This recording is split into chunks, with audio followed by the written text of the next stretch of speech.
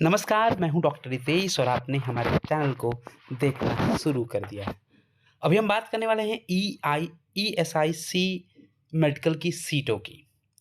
तो एमसीसी ने 4 तारीख को ही नोटिस जारी करके ईएसआईसी कॉलेजेस में आईपी कोटा की सीटें बढ़ा दी हैं। ये जो सीटें हैं वो न्यूली एडेड सीटें हैं जो राउंड 3 के लिए लागू की गई हैं। और वीडियो को अंत तक ज़रूर देखें ताकि हम आपको पूरी डिटेल बता सकें और आपको ये समझ में आ सके। तो फटाफट, अगर अभी तक आपने सब्सक्राइब नहीं किया तो फटाफट सब्सक्राइब कर ली ताकि आपको नोटिफिकेशन मिल सके वीडियोज़ की। हम जो बात करने वाले हैं वो बात करने वाले ESIC employ state insurance corporation की मेडिकल कॉलेजेस की, ठीक है, जहाँ पे एमसीसी ने अलग से एक नोटिस जारी करके इन कॉलेजेस में 138 सीटों को ऐड किया है। ये न्यूली एडेड सीट हैं एमबीबीएस के लिए और ये दिल्ली, गुजरात, हरियाणा, महाराष्ट्र, पंजाब और उत्तर प्रदेश में ऐड की गई हैं।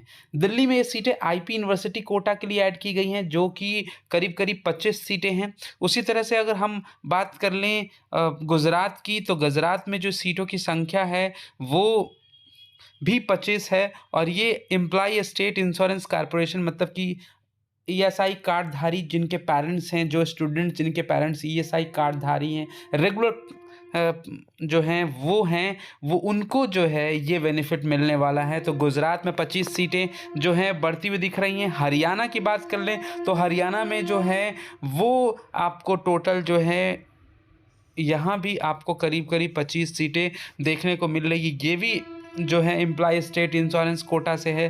फिर महाराष्ट्र की बात कर ले तो महाराष्ट्र में जो है यहाँ भी आपको जो है 25 सीटें जो देखने को मिल रही हैं ईएसआई कोटा के लिए।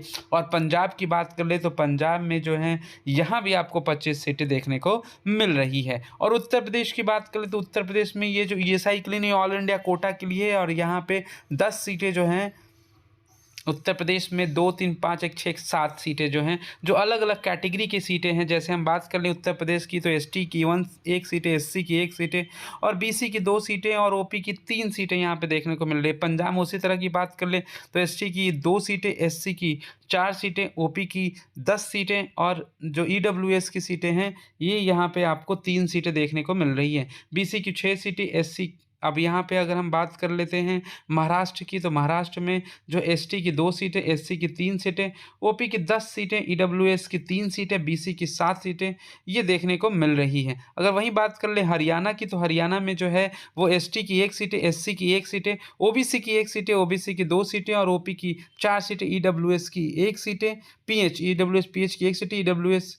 अब देखिए बात कर लेते हैं हम हरियाणा में ईडब्ल्यूएस की 1 सीटें देख रही हैं, ओपी की 2 सीटें और बीसी की 1 सीटें देखने को मिल रही हैं। वहीं गुजरात की बात कर लें तो गुजरात में एसटी की 1 सीटें दिख रही हैं, एससी की 4 सीटें दिख रही हैं, ओपी की 1 सीटें दिख रही हैं, ओपी की 10 सीटें दिख रही हैं, ईडब्ल्यूएस की 2 सीटें दिख रही हैं और बीसी की पीएच की 1 सीटें, बीसी नॉर्मल की 6 सीटें दिख रही हैं। तो इसी तरह से आप दिल्ली की बात कर ले तो दिल्ली में आईपी यूनिवर्सिटी कोटा की सीटें हैं और यहाँ पे 15 जो आईपी जो है 15 सीटें आईपी यूनिवर्सिटी कोटा में जो है वो ओपी की सीटें हैं, ईडब्ल्यूएस की 4 सीटें, बीसी की 12 सीटें हैं और ओपी की 1 सीटें हैं और एससी की 5 सीटें हैं और एसटी की 2 सीटें हैं। तो कुल मिला के जो है वो करीब-करीब 37 सीटें जो हैं वो दिल्ली के आईपी कोटा में है और बाकी की जो सीटें हैं वो ईएसआई कोटा की हैं। तो करीब-करीब 94 सीटें जो हैं वो ईएसआई कोटा के लिए हैं। तो उन बच्चों को मिलने वाले हैं बेनिफिट जो ईएसआई, जिनके पेरेंट्स ईएसआई कार्डधारी हैं, मतलब एम्प्लॉय स्टेट इंश्योरेंस के अंदर आते हैं वो, और वो उनके कार्डधारी हैं। तो फटाफट जिन्होंने